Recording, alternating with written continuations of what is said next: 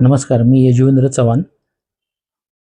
अ, सन 2023मध्ये आमच्या कार्यालयाचा आकृतिबंध मंजूर झाला, परंतु सेवा प्रवेश नियम अ, रखडल्यामुळे पदोन्नत्या सगळ्यांच्या थांबल्या होत्या. त्याच्यानंतर त्यासाठी आम्ही अशा आमच्या मागण्या होत्या, त्यामुळं आम्ही उपोषण म्हणजे संपात सहभागी झालो होतो.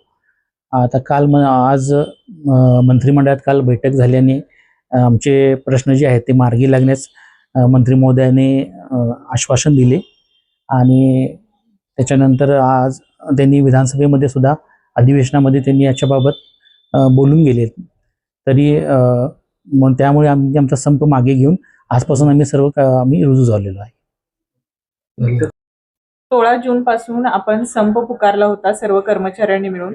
काल आपली मंत्री महोदयांबरोबर बैठक पार पडली. नेमक्या काय मागण्या होत्या आणि काय आश्वासन देण्यात आले? 16 जून पासून आरटीओ कार्यालयातील सर्व कर्मचारी संपावर गेले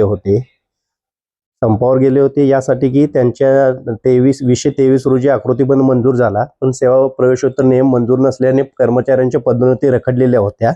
अद्यापर्यंत प्रमोशन मिळत नव्हती. त्याचबरोबर कार्यालयातील कर्मचाऱ्यांचे पदनाम बदलाचा एक विषय होता आणि आश्वासित प्रगती योजना कार्यालयातील कर्मचाऱ्यांना लागू करण्यासाठी हा एक विषय होता. मंत्री महोदयासोबत ती बैठक झाली. बैठकीमध्ये मंत्री महोदयांनी आश्वासन दिले व विधानसभेत याबाबत चर्चा घडवून आणली व कर्मचाऱ्यांना आश्वासित केले. त्यामुळे आम्ही सर्वांनी संप मागे घेतला आणि आज रोजी कामावर हजर राहिलो.